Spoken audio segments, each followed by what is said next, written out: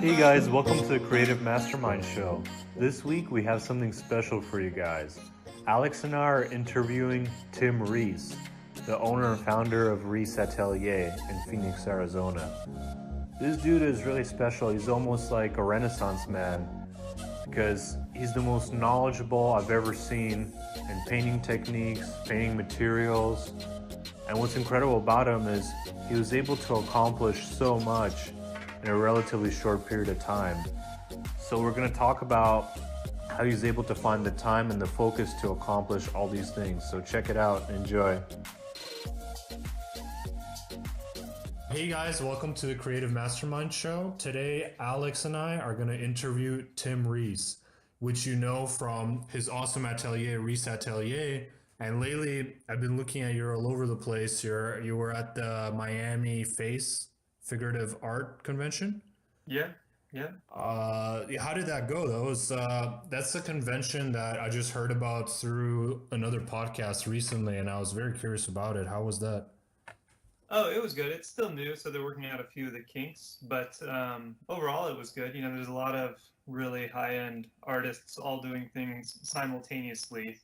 So there's always something interesting to wander into and around. And of course, they had it at a really nice Biltmore hotel in Miami, so the weather was great, the pool was great, so it was. You must have had a great time. Was it your first time participating in this event? I went last year, but with Okay. Rosemary Brushes. Okay. And so I did a few demonstrations near their booth last year, but this year I was on a couple of the stages doing some demonstrations for them. Oh man, that must be stressful. I have personally yet to do a demonstration in front of a stage, but how do you feel about that? Are you calm when you do it? Oh yeah, I don't think it's any different than any of the other Teaching? demonstrations or teaching that Yeah. I've done. Yeah, so I've been doing that for years now. That's all. Were you ever nervous about it, like during your very first demos, or were you always just completely calm and ready? Yeah, I don't know that I was ever nervous. I mean, the only time that I would ever get nervous is when you turn around and you see people snoozing, and then I gotta say, even a great demo, I don't know, Alex, if you agree or not, but I've seen some great demos, and even a great one, you could just fall asleep. Just painting itself is oftentimes not a very active, like watching Yeah. painting is not very active. Well, as we sometimes call it, it's boring fun. You know, it's just like a demo where people are barely talking, but everybody has a great time just like watching a master paint. Yeah, it's awesome, but if people are snoozing, don't take it personally. It's not, just maybe didn't get enough sleep. I learned pretty soon that I had to talk a lot during a demonstration, so that picks up the pace a bit. Oh, that's very key. So I wanted to say congratulations on your new baby. Congrats. Yeah. Congrats. So you must have been very busy lately, so I appreciate the time that you took to talk with us today. Oh yeah, no problem. Yeah, happy to do it. Thank you. So Tim and I, we met through Joseph Todorovich this summer. I was at a Todorovich workshop. I won the scholarship to attend it, and Joseph was nice enough to invite me to your atelier. And as soon as I met you and I saw the atelier, I was very impressed, particularly, I have to say, by you wearing a full-on suit. That for some reason specifically got me. I don't know, Alex, if you saw pictures online, but Tim is always swagged out in a fitted suit. I think sometimes a three-piece, even with the vest. And Really? Wow. I've never seen that before. Do the three-piece. I only recently started to do a two-piece. Okay. Is there a particular reason why? Is that your fashion statement? Because it's baller, man. Like, yeah, well, give us like, yeah, tell us why. Well, originally it was because I was starting this formal training program in Scottsdale at the Scottsdale Artist School, and I was having a lot of students who were sort of head of industries, you know, retired doctors and CEOs and people who are used to being in power. And I had noticed when I'd taught prior, in my 20s, and I just have torn up jeans and a black T-shirt and be all covered in paint, and my longer hair. It was really easy for people to kind of scoff at me when they didn't like what I say and be like, oh, well, he doesn't really know what he's talking about. He's just some kid. So look at the way he's dressing up.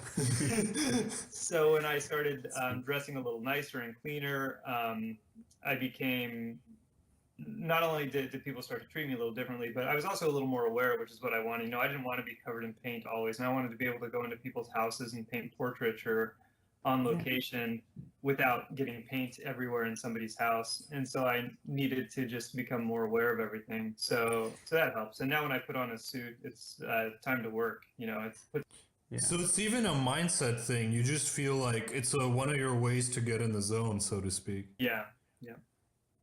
Dude, it's awesome. Like, it's funny I bring it up as one of the first things, because to me, when I look at artists of the past that we all love, every artist, you look up photos of them, and they really brought respect to the game by being fully decked out, and they're doing their masterful work, and they're approaching it with this level of respect to dress up like that. And I feel like we're missing that today, where we're all dressing like bums, and you're the first person I've seen to bring that respect back to the game. It actually means a lot to me, funny enough. It probably doesn't mean a lot to others. But Tim, would you say that your painting style has changed? Like, did you switch to smaller brushes, for instance? Because the whole idea of dirty studio and, let's say, clothes are ripped and covered with paint usually comes from huge brushes. But if you paint very delicately and very precisely, you don't actually happen to, would you say that your painting style has changed by any chance? I've expanded my painting style, so I've incorporated more techniques. But as far as size, no, I do larger paintings now with bigger brushstrokes now than I did before.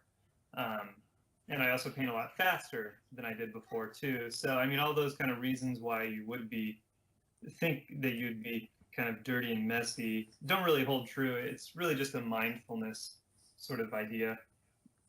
Okay, cool. Well, so Tim, that brings me to one of the questions that I would like to know, and I would like you to elaborate on. Do you have a system of how you manage your painting time? And also, from what I've seen, you're pretty successful with running a school and always participating in art events. And then also your family is expanding, which is amazing. So yeah, you have so much on your plate. It's very fascinating to see you get it all done. How do you kind of manage your time like that? If you have a trick, and if it's not a secret.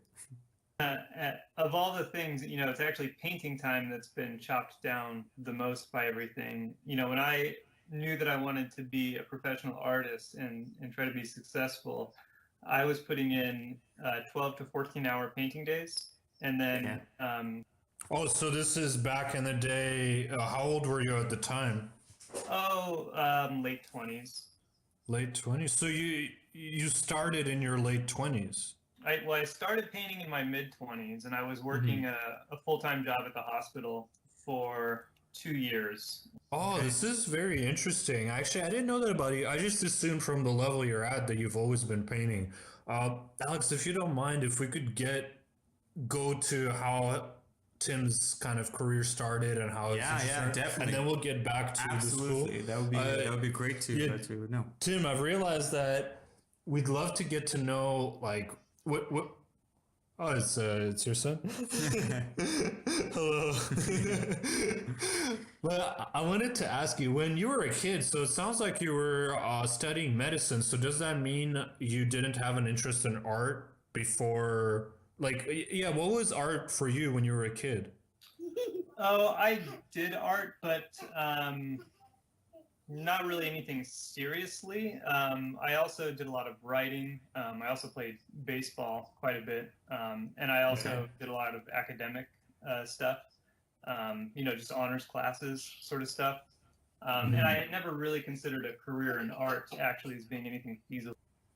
Why? You just felt like it wasn't possible to make a living at all as an artist?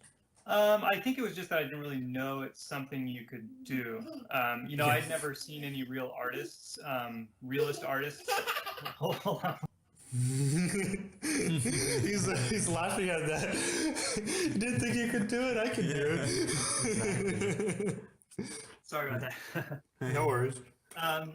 So I had never even seen a realist artist, past or present, until I was in high school. All the masters of the past, or even some of the masters, the Renaissance masters that we know of, I'd never really heard of or seen anything of. Were you growing up in Phoenix, or were you somewhere else? No, we bounced around a lot as a kid. I started kind of in California, and then we moved up to Montana, and back down to California, and then up to Montana, and then finally down to Phoenix when I was in junior high. Okay. And what was your first influence? How did you discover? How did you discover the art community and art in general? Well, it first started in high school when I had a friend who had some comic books. And so I had read some comic books, and then I was in art classes. I took all the art classes that my school had to offer, which wasn't a lot. It was like 3 classes. But I happened to have an art teacher who at least introduced us to like Boris Vallejo and Norman Rockwell.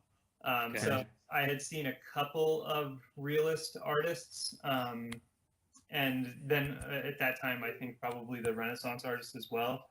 But it still was never, by the time I was introduced to those artists, people and teachers had said, well, you can't really be an artist as a career. You have to, be a teacher if you want to be in the art world. So I never really actually considered it, although I did start to get more into comic books. And I originally was going to do comic books for a career for a little while, but I was torn between writing and also between being a scientist. So I didn't really know. You're a Renaissance man. You know that, Tim? It's a tough decision. So were your teachers, do you think, were they right? Whereas maybe the time that this was occurring, it was actually less plausible than it is today? Or they simply didn't know that there's this whole world of representational artists out there. So did they have a point back then or no? No, I just think they didn't know. Because if you look at the timeline between when I was in high school and when a lot of the really good artists today were already being active, they definitely overlap. So, I never, my friend Daniel Keyes, he got the or received or bought, I can't remember which, the Richard Schmid Alla Prima book when he was in high school or that age.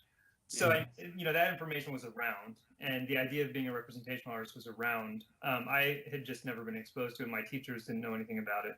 And then by my senior year, they had pretty much cut all of the art classes out of the school. So there wasn't really anything left. So what did you do with the lack of classes? So at this point, you still haven't quite decided. You want to be a scientist, you want to be an artist. You're not quite sure yet at this point, right? Yeah, I didn't know. And when I graduated high school, it was in the top, 1 or 2% or something of the students. So I was offered a full scholarship to the universities in Arizona. But I didn't, at that time I was kind of leaning towards art, and I didn't know about any ateliers, but I kind of knew that going to university would not help me become an artist based off of what I'd seen there. So I actually decided to just go to community college for a little while to try and figure it out.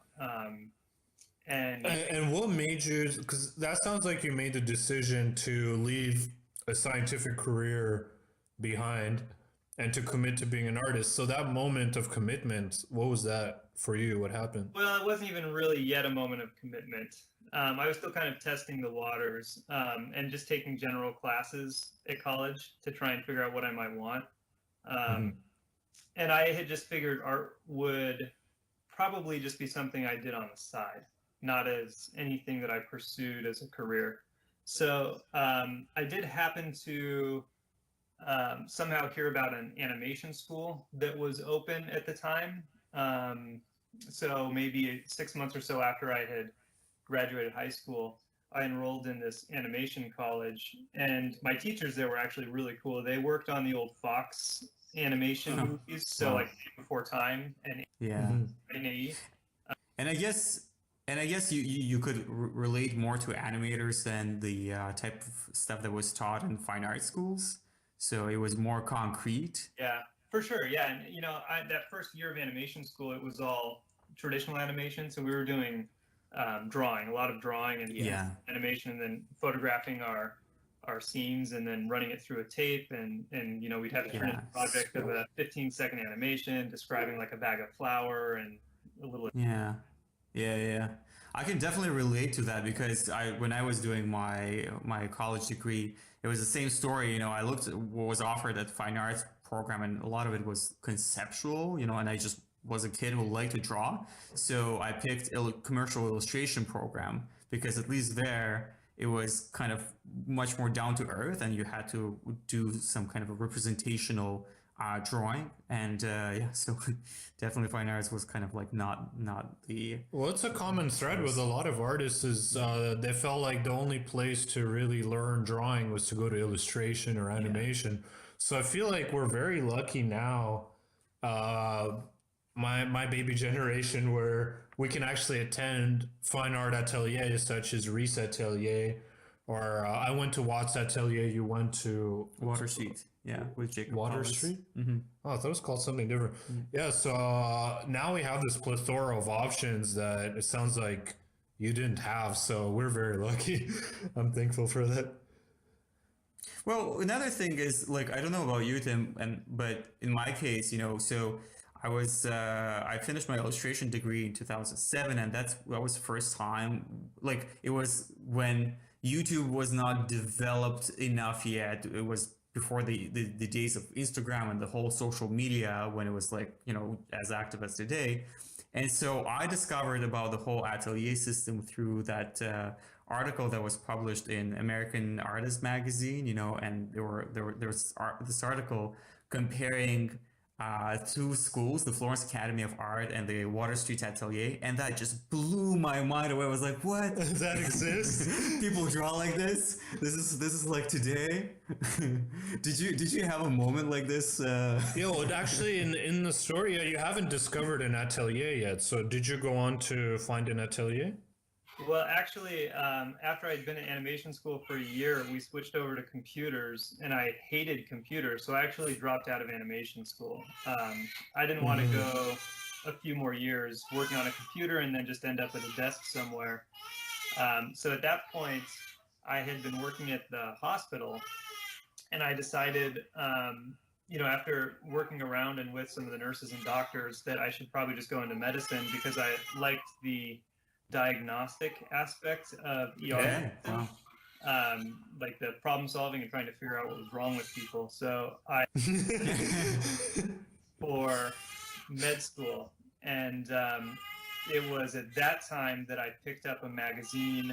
I think it was put out by American Artist magazine, called Masters of Realism, and it had Daniel Graves and an article on Jeremy Lipking, and it mentioned Richard Schmidt and some of these other artists, and that's where I first was exposed to contemporary artists operating in a realist world, which I had not been aware of prior to that.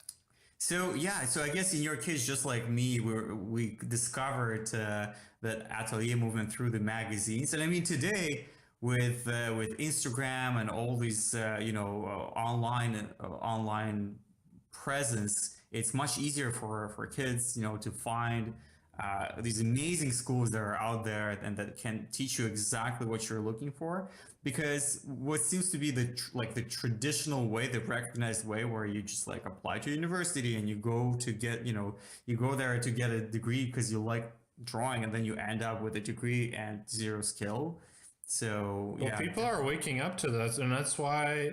Yeah, Tim, would you agree with this? Or I feel like we're about to hit upon a really great representational painting age because we have these resources. So how do you see representational painting going in the next 20, 30 years? What do you see happening? Oh, I don't know. That's a good question, but everything's very cyclical as far as what's in favor and what's supported, and how many different factions there are in the world. I think there's enough room if we don't like blow ourselves up, for representational art to still be around and successful. And I'll probably turn a little more back to the storytelling aspect of it, just because everybody's going to be so good at the rendering that the rendering will once again appear novel. And then it'll sort of reach a bubble point where it did with the academics, where people just get tired of the plethora of high quality representational work that's abundant everywhere. And then there will be some shift and swing back towards a more conceptual or experimental form of art. And that cyclical nature has been present throughout art for centuries. So it's not unexpected. It's probably what will eventually happen. So there's no stability in the preferences for things. Like, you don't feel like an inherent quality to the work could keep it in fashion just by merit alone. You think that there's kind of all these other forces pressing on it that will keep changing it. Yeah, there's always going to be a multitude of forces, and at least now it's a little different than what it was in the 1800s, where through the internet, people have access to have sort of an opinion and voice of their own without needing a critic to kind of tell them what's good and what's not good. And so that's part of the reason why we're seeing that swing and shift back towards realism.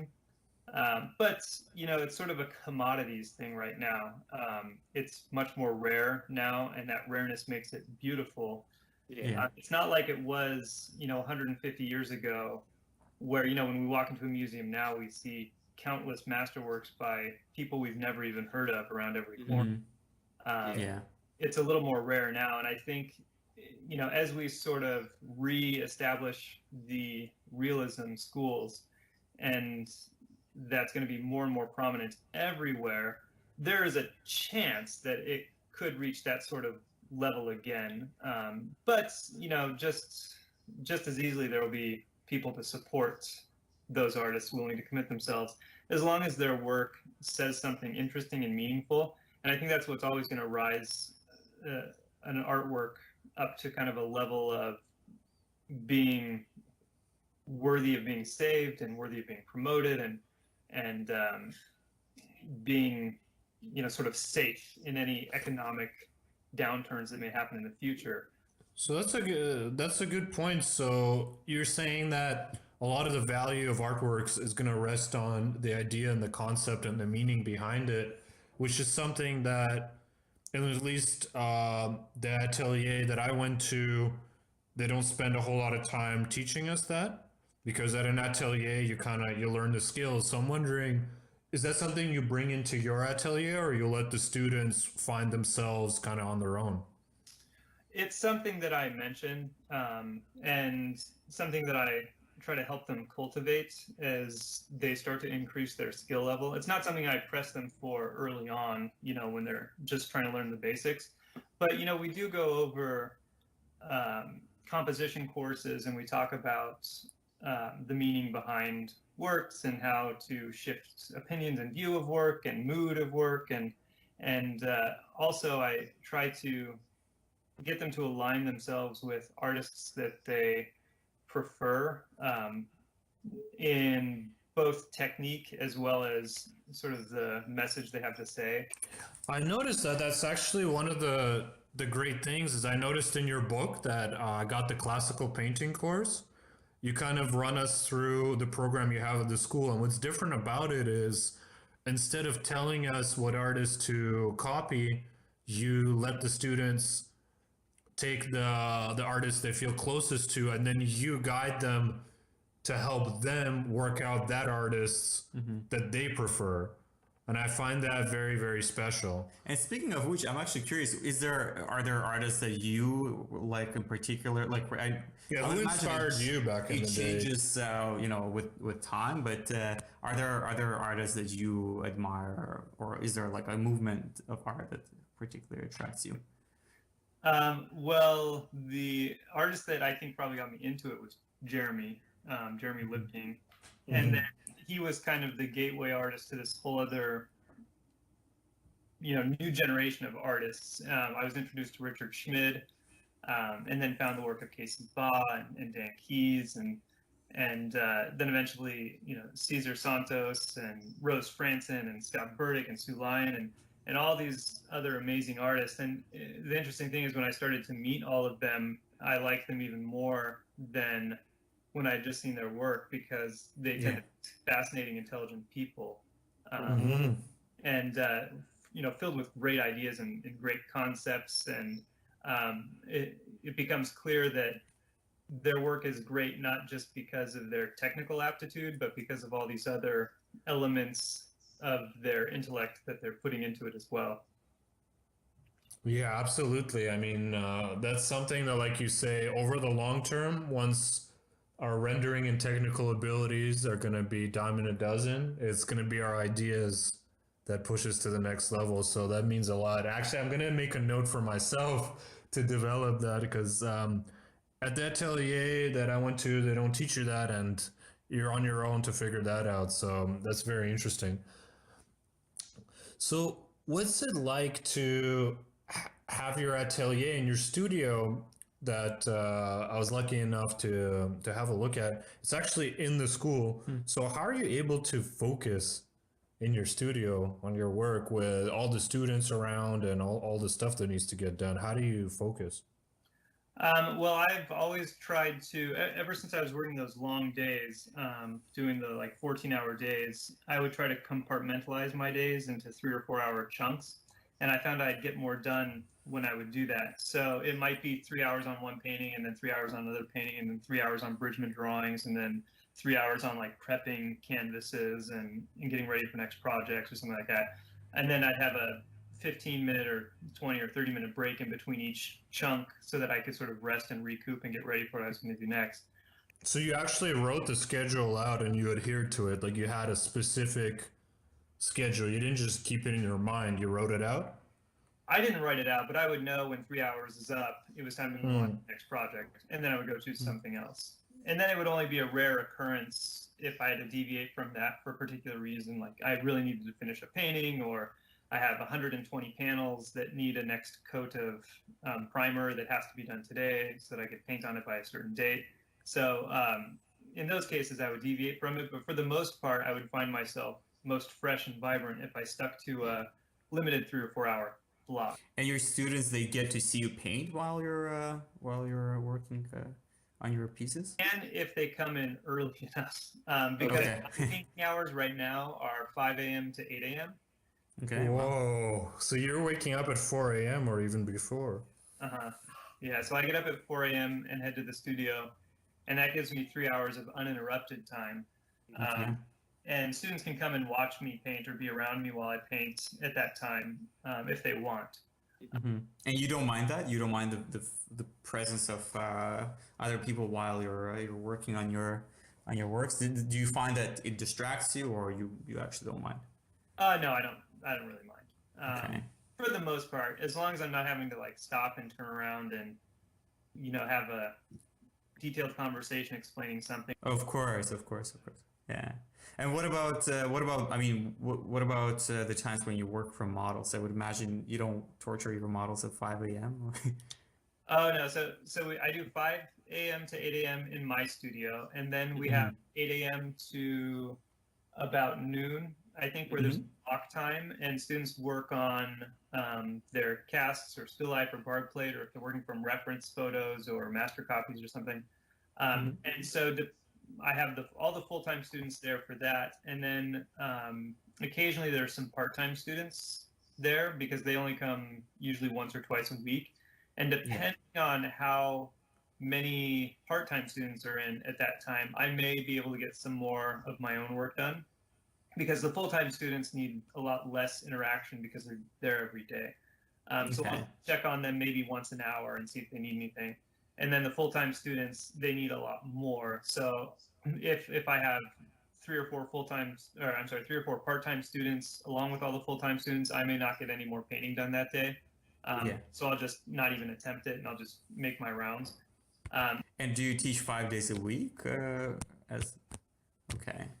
do you go on to paint at home on the weekend as well, or do you take the weekends for your family? Yeah, not anymore. Like I said, I used to do the 14-hour days, and I would also work weekends as well.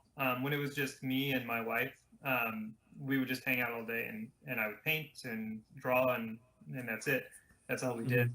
But now that I have a family, I try to really segregate the two elements of my life. So we do the lunch from noon to 1, and then from 1 to 4 we have the model.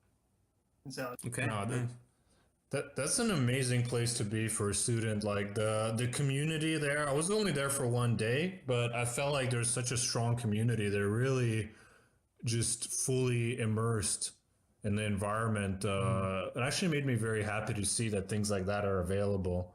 So I'm very glad you made that school. And if you don't mind, Paul, I have a question about, so now while you're painting from 5 a.m. till 8 a.m. and you're teaching, and then you have some time for the family. Now, how do you other than teaching, how do you promote your artwork? Is there a gallery that represents you, or do you have do you sell it on your own? How does that work for you? Yeah, I do have a gallery in Santa Fe that sells my work. Okay. They usually sell a few pieces a year is all. Okay. And then I sell usually between 10 and 20 pieces a year myself, between online, like social media, or students. Yeah, you see, that goes to show where a lot of artists I talk to, they're like, oh, Instagram, it's beneath me, or it's a waste of time, where's society going? But Instagram is actually a great gateway to freedom, where you may not need a gallery to sell your work. So there you go. You've seen it here, where you sell more work yourself than with a gallery, right? Yeah, for sure. And does that take a lot of your time? The whole online presence and marketing. Yeah, I actually used to have an assistant who handled that. Which was nice. Oh, we fantasize about that all the time. That sounds great. I definitely very seriously considered hiring someone too, because it's so time consuming. It's difficult because we're artists. We want to paint, but we instead end up on our phone. But that assistant, they handled all your social media for you and all your emails and everything? Not really everything, but it was kind of like a split sort of thing. So if I ever had an overflow where I needed some help, I'd have him pop in and do some stuff for me. And it was helpful, for mailing stuff out or making boxes and things like that. And now I just kind of squeeze it into time, like lunchtime, for example. I usually don't eat at lunch, so that gives me an hour where I can get some more sort of studio maintenance work done. You don't eat at all during the day? You just eat in the morning and then when you get home? I don't usually eat in the morning. I tend to get sleepy when I eat, warm and cozy as I digest my food. So if anything, I'll have a snack, like nuts or something small. So it looks like you're doing intermittent fasting without intending to. Yeah. Well, I have recently started to have lunch every now and again, and I've noticed I have started to put on a few pounds, which is interesting. Well, who would have thought if you eat food, you might gain weight? Yeah. You heard it here first, guys. I haven't noticed that. But yeah, normally I just go the whole day. And because I've got so much going on all the time and so much to do, I don't even think about it. And then when I get home, I'm hungry, so it's time to make some dinner. And then we have dinner. So Man, you're a machine. Do you also exercise by any chance? Not really anymore. I used to a bit, but I used to go running a lot, but now Okay.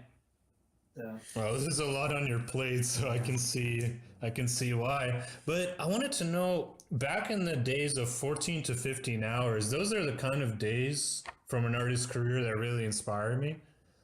Why were you doing that much? Is it because you kind of committed to becoming an artist kind of later on, so you felt like you need to get a lot more done? Because that's what it was for me, so I thought maybe it's the same for you. Yeah, well, that is a big element of why I always felt like I was playing catch up. Yeah. I've noticed that some students, especially some of the younger ones that I've taught, they're a little more apathetic towards the urgency, which I mean is fine. You want to sort of slowly absorb everything when you're learning, but there is something to be said for putting your nose to the grindstone and really trying to squeeze as much out of everything as you can. But I had just heard of other artists who I really liked and respected who were putting in these long days, so I naturally assumed that's also what it took. So I just put in the time. I also think that, whenever you look into any kind of artist biography, whoever you admire, I mean, there's one thing that connects all of them, and I think it's hard work. No matter how talented you are, I think it's just talent is just kind of a good beginning for something that is greater than that. And I think hard work is kind of inevitable, and the only way you can get better is by just putting these endless amount of hours and perfect, just pushing your craft kind of further and developing your ideas further. Yeah, and if you immerse yourself the way that Tim did, like it was the same for me. I was 24 when I got to the Rees Atelier after quitting my marketing career, and I felt like everyone else was younger and ahead of me. And I'm kind of glad now because it really makes you go fast. Like, skip the monochrome palette, get straight to the full painting palette. I'm not sure if that's good, but that's what I did. And that attitude really helped me kind of launch my career right away because I just had like my ass on fire by kind of self-imposed urgency. So I really relate to that and I respect that a lot. And look at you now. I mean, you started, in your own opinion, a little later and playing catch up, but now you've got your own atelier and you can get a lot done in a short period of time if you really focus on something. Yeah, absolutely. Yeah. So, were you also working at that time to support yourself? When I first started? Yeah. Yeah, for I think about 2 years I was working. When I first started painting, I was working the night shift at one hospital and then a morning shift at another hospital. And then I would get off and paint for an hour or two. And then on my days off, I would paint. That's gangster. So no days off ever, right? Right. And I did that for probably 4 or 5 months. And then I moved to Chicago where I was just working the one full-time job. With some overtime every now and then, overnight, and then I'd get off in the morning and go to the palette and chisel. So I did that for about a year and a half. So I did 2 years of working, and then I was starting to make enough money. I decided to just see if I could make it as an artist. Yeah, that moment is very special when you really quit your plan B and you really go for it. Do you find that when you really committed, it kind of helped, like your mindset kind of changed, like you're super serious now? Not that you weren't serious before, but something energetically changes, don't you think? Yeah, I think so. Again, not like you said, it wasn't that I became more serious, I don't think, but I did kind of feel a freedom that I had never felt before because I've always had to work. And so this was the first time where I didn't have anyone telling me where to go and when to be there. And so then I realized that I became my own boss, and I realized that I'm a much more strict boss to myself than any boss that I ever had before, unfortunately. So I started. Yeah, I can definitely relate to that. It's one thing when you have a job, you're working for somebody else, but when you work for yourself, you just intrinsically don't care about weekends anymore, at least for me. Like, I just really don't give a fuck anymore about fun. I really don't. And that's really powerful in growing your skills and your career quickly. Yeah. So I wanted to ask, you are the most knowledgeable I've ever seen out of any artist in materials. Like when I was reading your book that I got, it taught me a lot about the anatomy of panels and canvases. And how did you pick up an abundance of material knowledge above other artists, I feel like? That's also because I was working a job before I quit.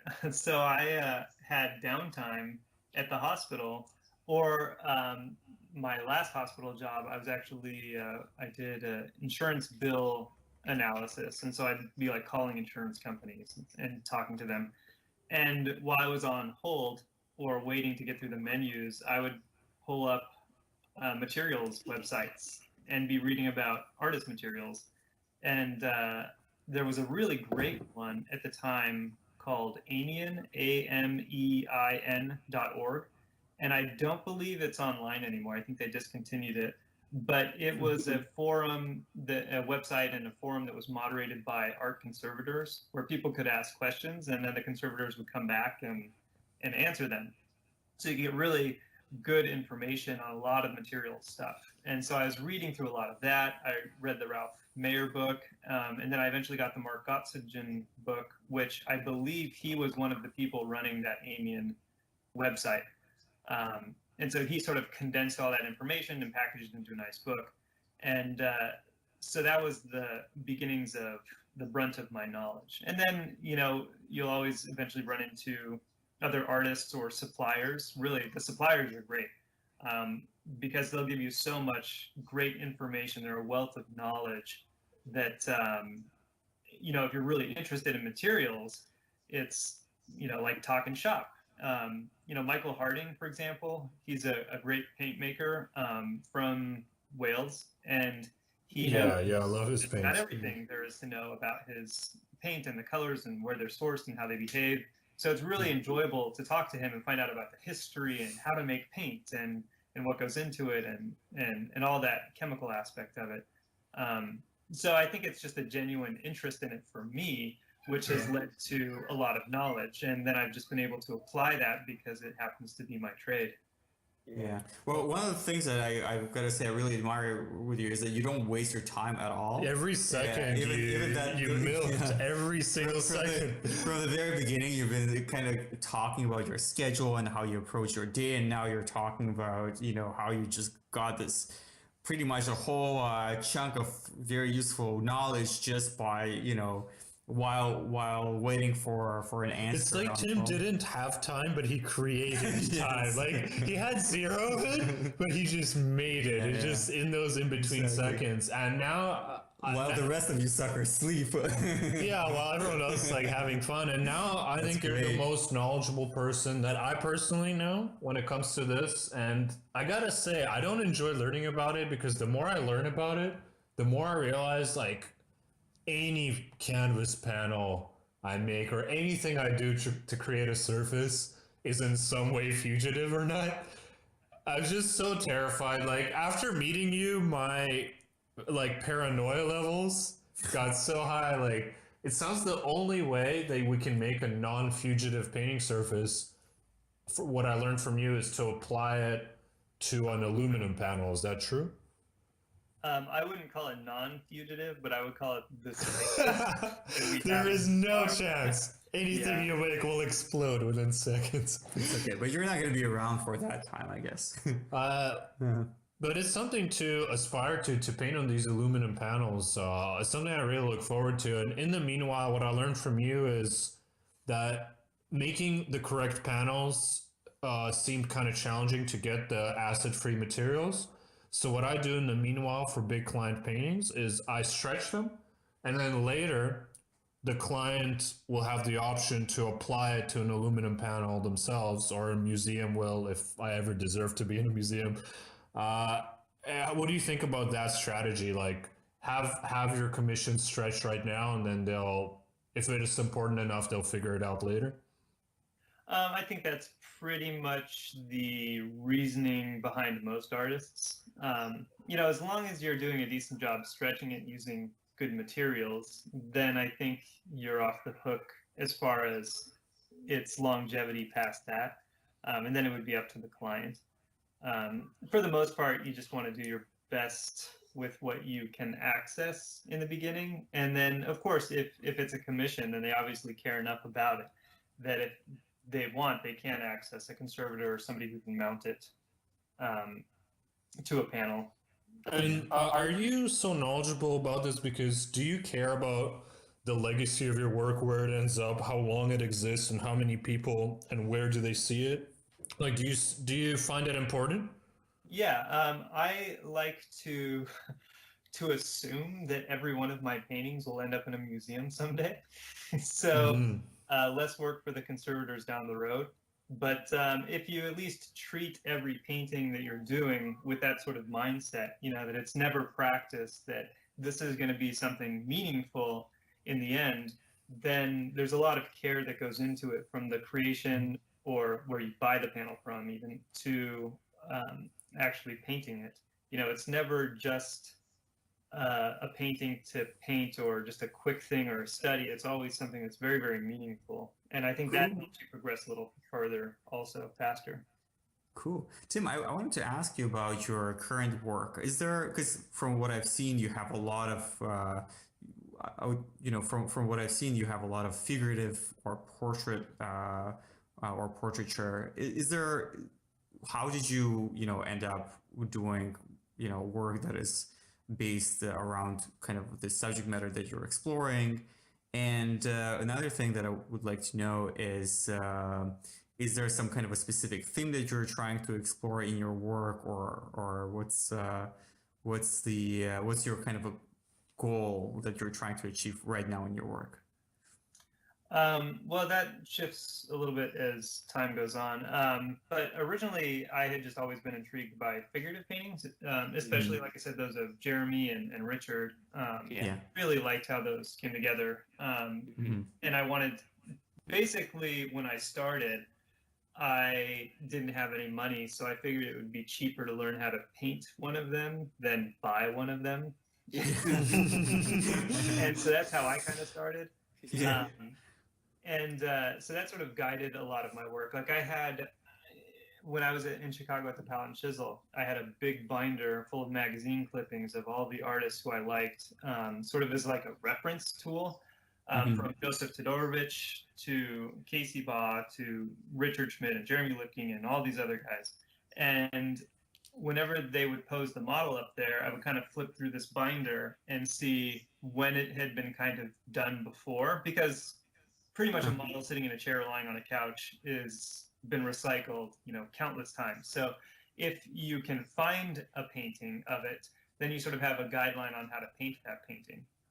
And so originally it was just using, a different model every day out of the week at the Palette and Chisel to learn how to paint and create these paintings that I'd always admired. And so that was the primary goal. It's sort of a very selfish goal for the first probably 4 or 5 years of me painting. Was essentially, I just wanted paintings that I liked, that I wanted to hang on the wall. And It's funny because now you actually do have those paintings. You have one of the strongest artist collections I've ever seen. So it actually came true. Yeah, eventually. So as I started to paint more and more, I actually at one point almost thought about quitting painting, because Why? I felt like I had pretty much painted a lot of the paintings I'd wanted to paint originally. Okay. And so I had to kind of do a self-exploration as to why else would I want to be an artist beyond just getting these paintings that I wanted to have. And at That's that time, I interesting. had started to look at universities and the cost of going to university for a degree in astrophysics. And actually, college had gotten quite a bit more expensive since I met. My God. And so I had this other idea in mind that I'd wanted to do for a while, and so I decided to kind of shift towards that. And it's a big project painting these massive murals of some of these key scientific concepts that have shaped our understanding of the universe and our role in it. Oh, is that the one I saw where it was a painting of your son with some stars above it? In my my wife's nephew, yeah. But yeah, Oh, okay. with the star background. So that was sort of a test pilot painting for that project. With the actual one, that particular piece was intended to be about 10 feet tall. And so, Wow.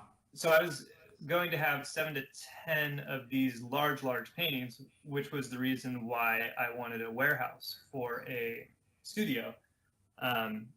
And I would be painting a lot of portraits of scientists who sort of bridged the gap and created the links in the chain that forms the body of science that we understand.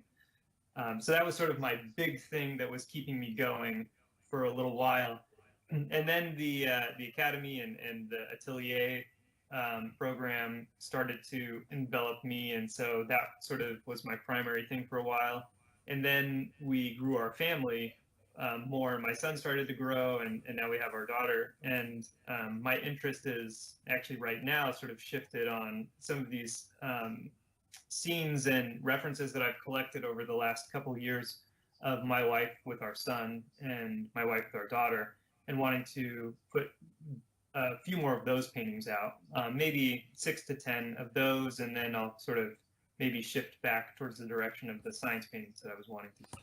You know, that's interesting. It makes me think that sometimes the best work we can do is the work that we're currently passionate about and relating to the most. Yeah. So it sounds like you intuitively notice that right now you're more into the paintings of your wife and your children, so you maybe would even do a better job at them right now than the science paintings. Would you agree with that? It could be. I think it's, for me right now, it's more of the family is here right now and it's at the present moment. So as far as content wise and crafting the narrative of the painting, I feel I would do a better job now than if I waited 10 years and they were grown up and then kind of have to look back on all the ideas and compile them. Whereas now I can see the scene and I can put them in the scene and I can craft the painting now. Whereas the science paintings that I'm wanting to do, it's a different animal and a different project, and I can put that off for a couple of years while I explore this topic for a while. So I mean, it is, I think, largely a timing issue, but I don't know that it's necessarily that I would do a better job because I'm more passionate about it, because I think, I'm equally passionate about it. And even when I do, paintings of just a pretty girl in a dress in a scene with some abstract background, I really like that and I'm passionate about that. And that gives me a chance to sort of explore new techniques of paint application that I'll put in other paintings. Because, when I actually start to execute a painting, I try to put all of my emotion aside and operate mostly on an analytical level. So all of the emotion and the humanity is put in the creation of the narrative and the composition. And then the actual execution is a little more objective and less subjective. Yeah. And aside of your personal projects, do you do portrait commissions? Do you have any portraits that you're working on? I've done a couple portrait commissions. I don't have any. Well, I have a couple that I'm hopefully going to do over the next few months, as long as I can squeeze the time in. The plan is to have a few of them done by, I think, April is when my deadline is. So I'll get to work on those pretty soon. But I do have a large painting of my wife and son that I need to paint a massive and complex background in. Yeah. And do you usually get to do those from life, or do you take reference photos and you work from that? I've done both. So when I do portrait commissions, I've done some where I brought people into my studio. I've done some where I've taken the photo, and I've done some where somebody's just sent me a really terrible photo. Oh, those are the worst. Oh no. Up the photo and done a painting of it, and that I felt was probably one of the nicest portrait commissions that I've painted, actually. Really? Is it because you used the reference very little and you've kind of put your entire knowledge into it because there's no other way? I'm not really sure. Yeah, I mean, the reference was good for the drawing, but it was terrible for the color. So I just opted to focus on creating a gamut that would create the believable flesh tones and lighting that I wanted. And so I think it just came out well with that. And it was at a time when I was, I think it was before we had our son. And so I was painting all day long. And I could just savor the painting a little more, I think. I explored a little bit more on how to work out some problems, which is always good to do if you have the time. So it sounds like you recommend, or would you recommend to have children if somebody wants to have children a little bit after being established by the sound of it? Well, I guess that depends on how interactive of a parent you want to be. Well, if you're going to abandon the kid, you can have as many as you want now. No problem to the art career. Good point. That's really Yeah. fun. I mean, it takes a lot of work and a lot of focus.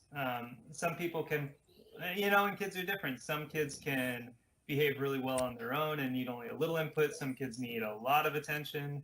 And so you have to just be able to judge as long as you can get some honest work in, minimum, I would say 4 to 8 hours a day if you're wanting to improve your skill at all. So you have to be able to carve that out. And if you can do that while having kids, then there's no reason why you can't have kids while you're trying to learn and become an artist. Yeah. So that's very impressive because right now with no kids and no family, I can't even promise 4 to 8 hours every day, which is very sad. It really makes me want to step up my game. You have too many friends. You just need to lose all. Oh, no.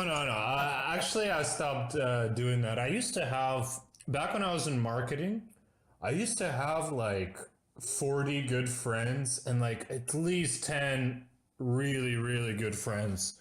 Like I was going to parties all the time when I was in university learning business.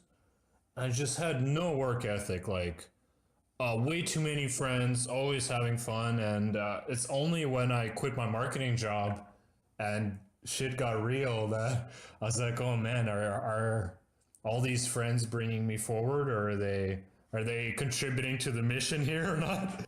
But yeah, that's actually a good point, that if you want to accomplish something, you got to kind of look at your life and ask, are all these activities contributing to the goal or not? And if not, maybe you have to cut them.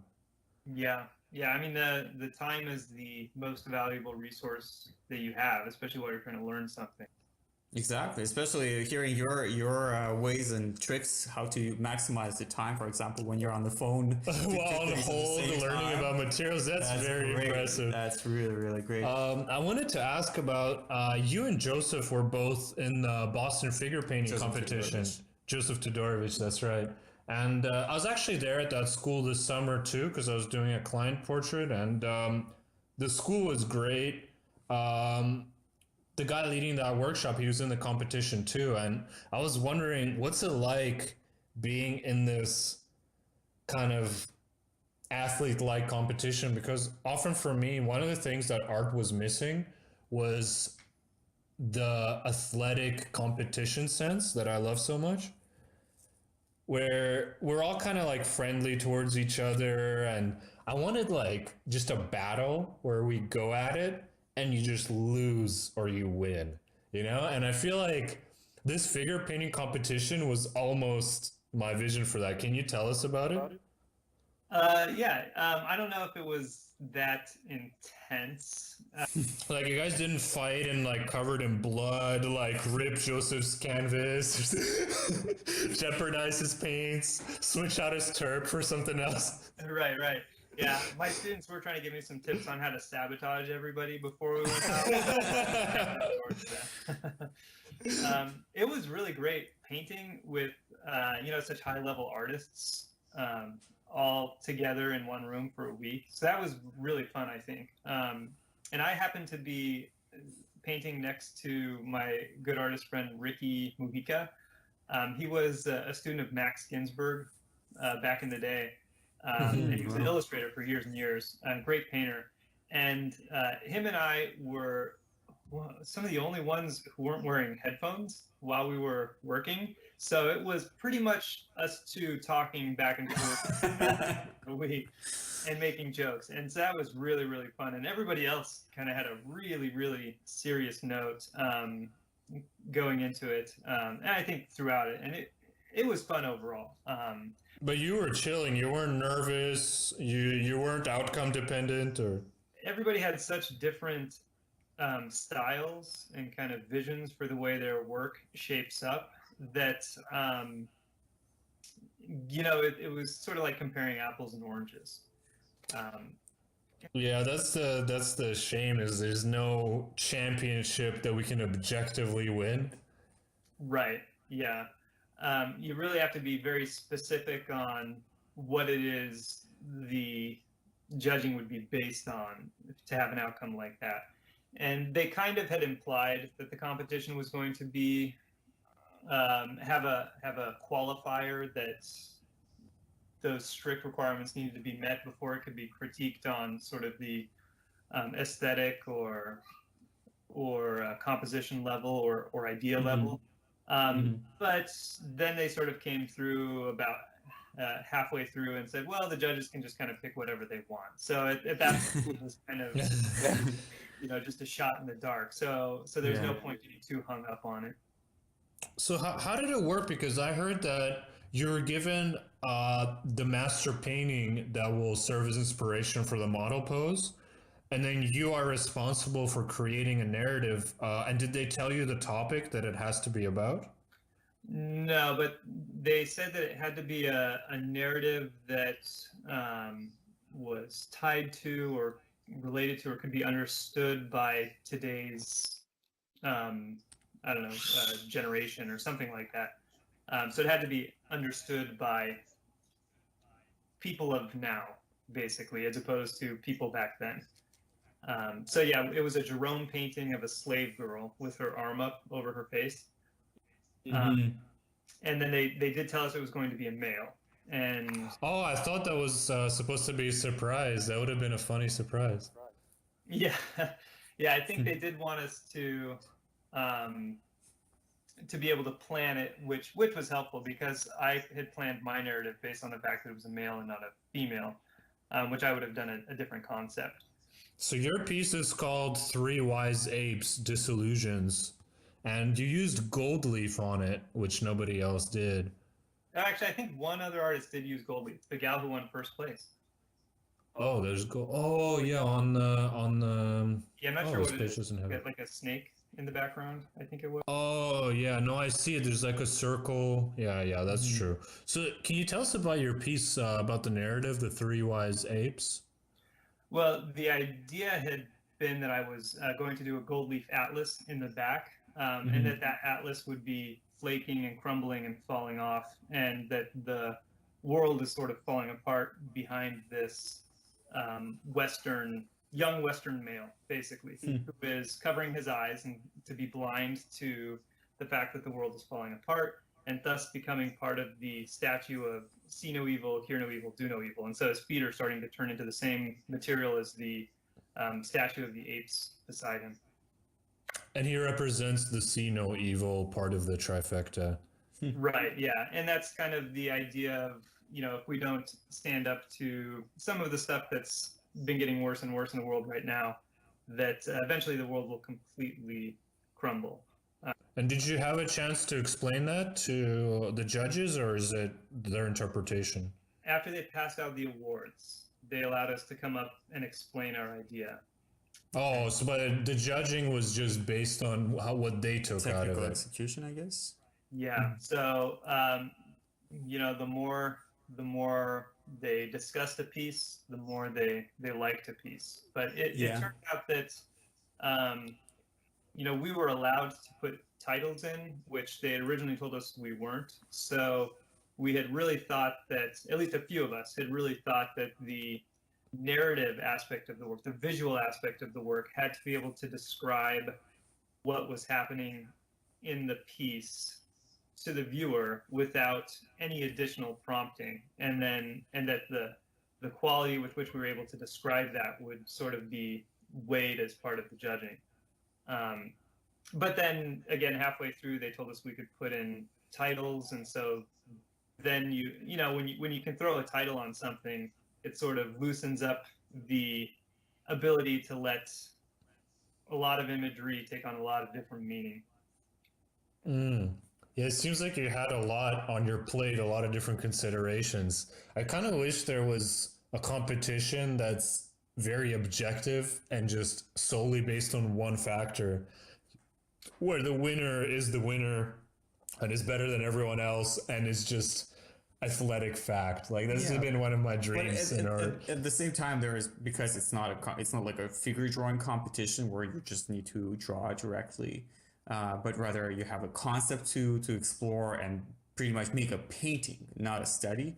I think that becomes much more complicated to judge, right? So, Yeah, it's at this point is how much they relate with all the different aspects together. yeah. Hey, I wanted to ask a technical question. I've never worked with gold leaf before. Maybe some of our viewers would be interested. I'm looking at your painting now, and do you apply the gold leaf on top of paint on the bare canvas? How do you glue it onto the paint? How do you varnish this thing? Can you varnish the gold leaf? Like, can you run me through using gold leaf in this piece? Well, actually, the easiest thing that I would recommend, without getting into a really lengthy kind of discussion and process, is that Rublev, Natural Pigments, actually makes gold leaf with adhesive already on the back. Wow. Nice. You can apply to a canvas, and because it's gold leaf, it actually doesn't require any sealing coat. It won't tarnish, doesn't need any varnish or anything like that. But you apply, can you apply to paint or just bare canvas only? No, you can apply it to paint. Yeah. And it will stick? Well, the adhesive will help it stick, but I would also recommend, if it's a slick paint film, to scuff it up so that there can be a mechanical bond for it as well. Okay, and can you paint on top of your gold leaf once you've applied it? Oh, absolutely. Actually, Brad Kunkel does marvelous paintings on top of gold leaf. And it won't, over time, kind of rot the gold leaf or oxidize it or do something weird to it? No, gold leaf won't oxidize. Now, if you use a composition leaf, which is the cheaper gold leaf, which I'll sometimes use for painting projects, that will oxidize. So you have to put a sealer on top of it before you do any painting on top. And it's basically sort of like a plastic-based acrylic type glue that's watered down, and that's painted on top of it. It dries clear, and then you can do whatever you want on top of the composition leaf. And you can even varnish this thing at the end? Yeah, you can varnish it. Yeah, that's no problem. Oh, and that's awesome. That's actually making me excited. I want to give this thing a try, so I'm glad that you ran us through a little explanation. Yeah. Copper is also great to paint on, and you can actually get a whole copper panel also. Natural Pigments, I think, sells some of those. And that gives you some of that same sparkle showing through the gold leaf does, but just in that red variety. So, speaking of copper, I recently found this painting at Montreal Museum of Fine Arts in the Dutch section. I mean, I know that, copper is becoming kind of more and more popular with contemporary painting, but what I was blown away with seeing is this painting done back in 1600s, a Dutch still life done on copper plate. And I was amazed because I never thought that copper was a painting surface even that long ago. And I mean, it looks like it's been done yesterday. It's in perfect shape. Yeah, it's amazing how well the copper provides a very smooth surface, so you can get tiny brush strokes on there, and it doesn't absorb the oil like canvas or wood does. So it just sits right on top and looks. So you paint directly, no priming, no oil priming. You just paint right on the copper. Right. Yeah. Oh, that's fascinating, and that sounds more archival than a lot of other options. That's something to think about as our art becomes more valuable. So, Tim, I wanted to ask you, one of the more important things is you've got a lot of students. So, what is your advice for a beginning student in representational art? What is like some of the good mindsets that they have, and maybe some of the bad ones that you're seeing that don't serve them? I would say, as far as mindset goes, you always need to have the attitude that what you're doing can be done, because it's always been done before by some other person. So there's no reason that you can't do it. When I have students who have sort of a self-defeating mindset, or who are so critical, whether they're trying to be modest or just really critical, so critical of their work that they don't see any value in it, and then they just wipe it off or start over again. That actually is probably the most damaging thing I see of students. You can't just wipe off your work. You have to power through the mistakes and try and figure it out. Otherwise, you're just going to make the same mistakes. So you need to have that sort of step back and have that critical ability to observe what was done correctly and what was done not correctly, and try to analyze why, and then try to address it and correct it, instead of just wiping something off and starting over, which I see time and time again. Oh, it's just a study, I'll wipe it off, hopefully I'll do better next time. No, you have to figure out what's wrong with it, why it went wrong, and then you can try to do it better next time. No, because next time is going to be a commission painting or a gallery painting, and if you keep up those habits of giving up, why would you not give up on the commission painting? You've been wiring your brain to give up the second something's not working. So you're just going to do it on your commission painting too. It's not acceptable. Yeah, it's so in your mind, that's for sure. And what advice do you have? Because a lot of artists also teach. Alex runs a private class, and I used to offer mentorships, but I got too busy. So what is your advice for teachers, how to handle students, how to handle like these difficult mindsets and things like that? Oh, that's a good question.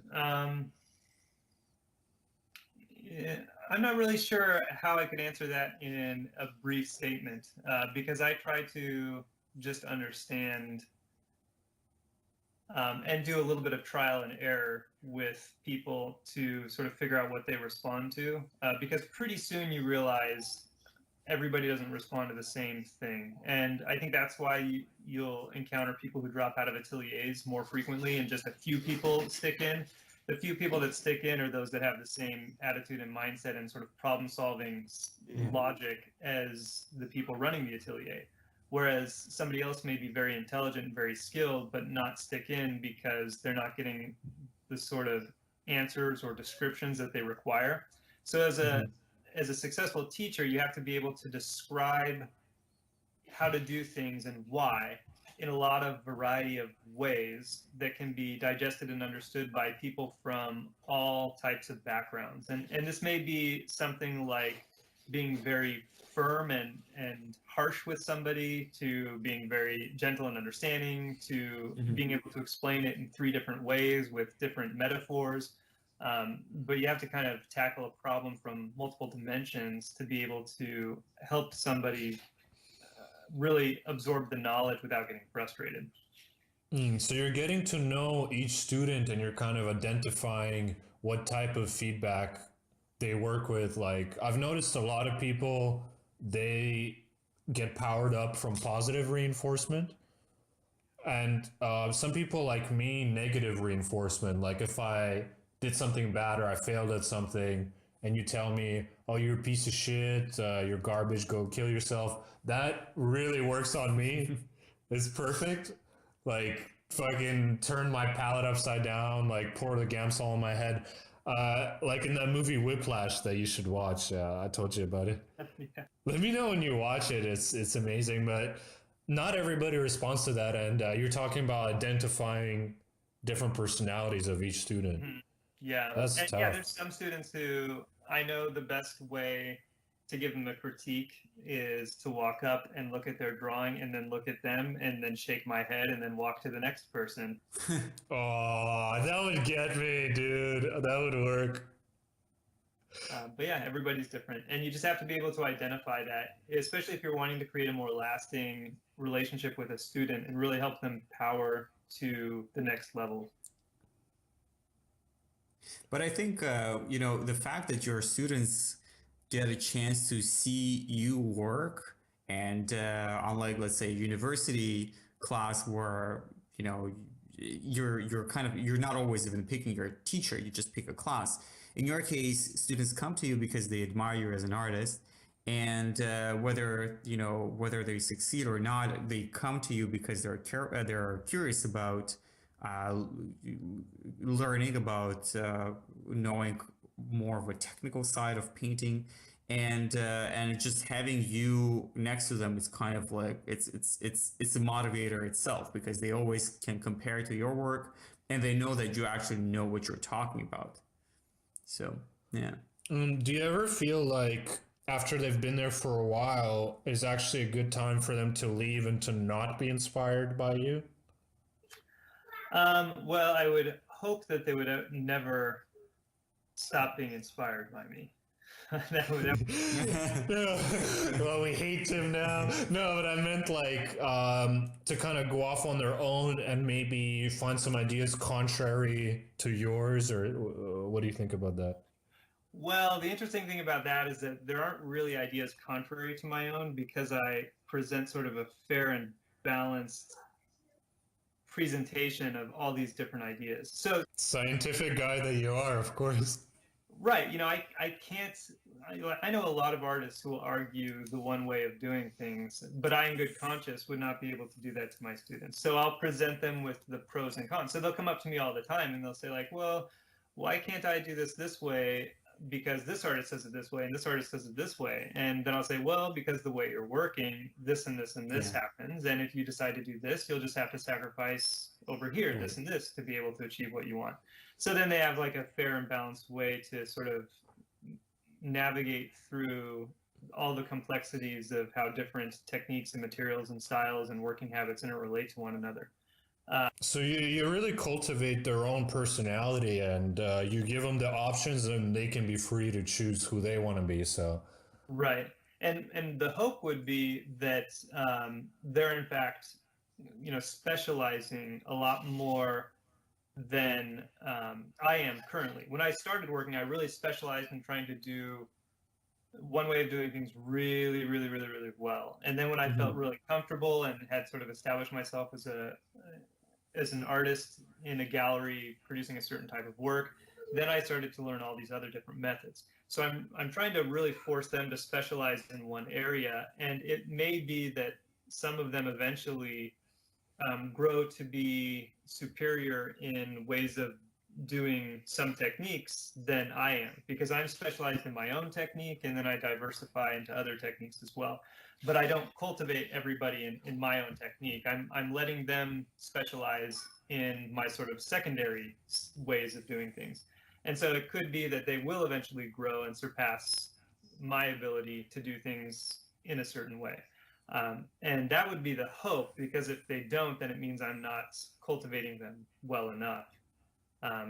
But more often than not, it comes down to a student running out of money and not being able to continue studies, more than them being there so long they feel that they've learned everything that they need to learn. I can totally relate to that, actually. That makes me think of, I did my studies in New York, and I think the only reason why I had to come back is because I was broke. And that was kind of like what probably not from surpassing Jacob Collins, I'm sure. So that was definitely not likely the reason. No. It was literally, I had no money. I had like $60 left. I'm like, I think it's time to go home. Yeah, if students are able to give me fair warning, like 3 to 6 months of when they see that coming, then we actually sort of shift their curriculum to focus more on their end game and how they're going to sort of make it as an artist, or try to make it as an artist, and put together a body of work they can present to galleries and figure out smaller revenue streams that they can supplement their income with. And then working on work that's sort of their personal work and not just studio studies. So that's what they would end up doing their last term in the atelier, if they give me enough notice so that we know there's going to be a last term. That's why revenue is power. Like in the art game, everybody kind of, I feel like there's a bad taste around people wanting to get revenue as an artist. You're not supposed to want it. You're supposed to want to die in a box, I guess. But what it allows you to do when you get consistent revenue is you're able to continue studying with the people you look up to. You can go take a workshop like you taught in Yorkshire with Simi, and I went to the Lip King workshop a couple of years ago with Simi. that was expensive as fuck. It's very expensive. I'm living in Skipton and things like that. But I got to meet Jeremy, I got to meet Simi, and these are great people, and I learned a lot. So this is why your earning potential actually allows you to keep painting, so you don't end up quitting or working at Starbucks or something. Right. Yeah. Yeah. So, having said that, before we head out, I'd like to ask you, what is your end game? Like, what are you going to accomplish kind of 40 years from now? Where are we going to see your stuff? What is your name going to mean? Oh, that's interesting. Yeah, I don't know if I can predict that far. I mean, I Well, did. you're gonna make it. You don't predict it. How about You 5 produce years? it. Come on, Pavel. No. I want the full. No. I'm going for the full lifetime. What are you gonna create? Tell us in 5 years and tell us in 4 years. No. I want the full end game. What is your full end game as you're laying there on your last day? What are you gonna be proud to have done? Well, the first thing would be what we actually just finished, which is those video bundles. And the intent is that I'm hoping that me or some of my students can start researching to get some grant money because we want to send a copy of those to every high school in the country and then Nice. That's great. sending overseas, so that even if an art department is cut and severely underfunded, like ours ended up being, that a student can still watch, 200 hours worth of atelier instruction and figure That out is how to become a fantastic. representative artist. So that's my big thing that I want to push for. Now that we actually have the product finished, hopefully we can get some revenue to start putting that in the hands of the next generation who's going to surpass us. And that's when it's going to be that whole dime a dozen in the technically proficient idea. Aside from that, I want the science paintings that I've been composing.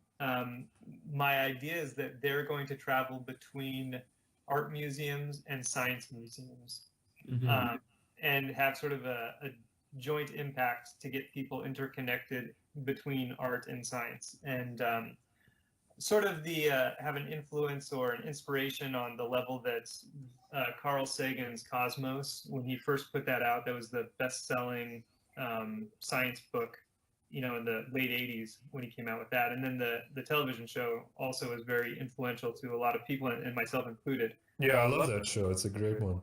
Yeah, and so hopefully people will look at these paintings and sort of have that experience and maybe inspire the next generation of scientists also. Are you planning to do a Darwin one? Yes, yeah. Oh, yeah. And just a spoiler alert, I'm going to put tardigrades in the Darwin painting. The real tardigrades? No, I'm going to paint little tiny tardigrades with a magnifying glass. Huh.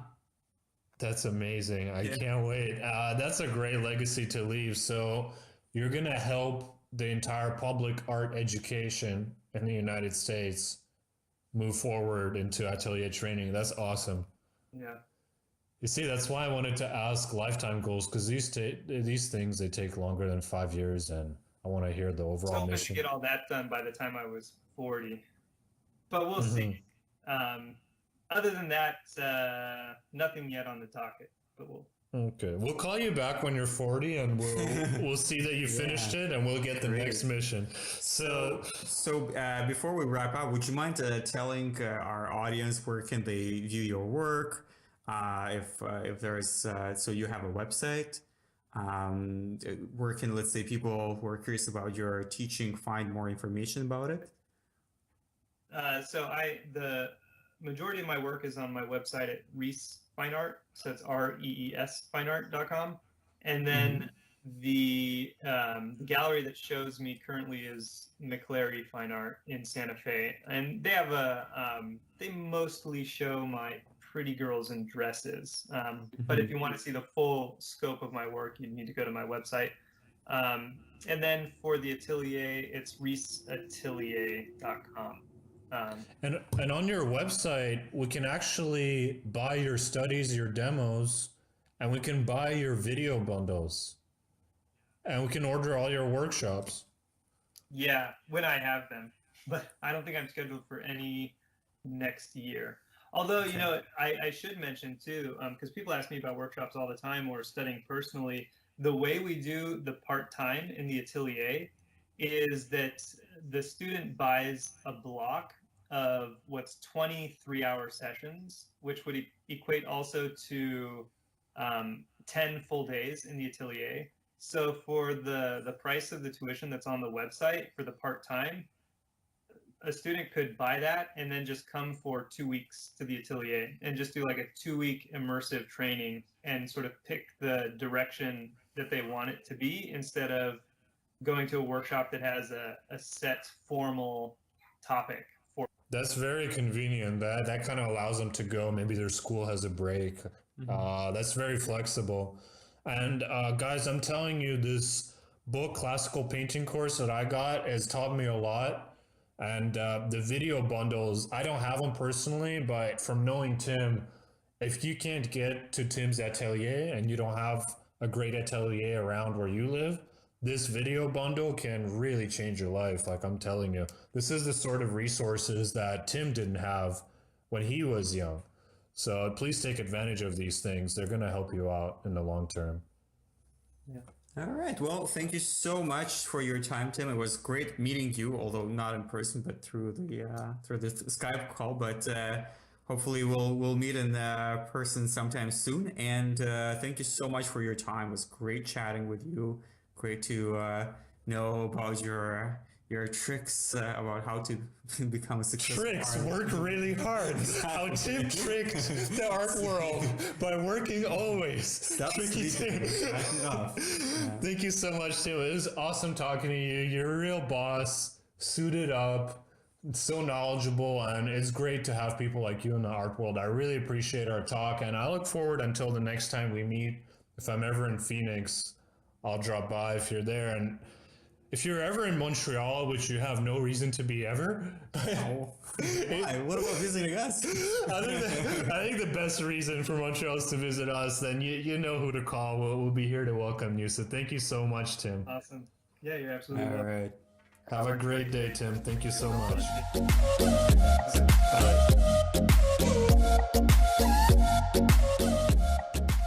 Guys, thank you so much for listening to our chat with Tim Rees. We had so much fun talking with him. I personally learned a ton. I was especially inspired by his 14, 15-hour days when he had a job at the hospital at the beginning and just the breadth of topics that he's knowledgeable in. If you'd like to check out his stuff, head over to reesfineart.com and reesatelier.com to learn about his school as well. He's got sick video products and books that can help you take your art to the next level. And if you enjoyed our chat and are looking forward to more chats like this, then subscribe to us on iTunes at Creative Mastermind. And we also have a YouTube as well, also Creative Mastermind. Please feel free to give us feedback. Let us know what artists you want us to have a chat with. We'd love to hear what you have to say. Cheers, guys.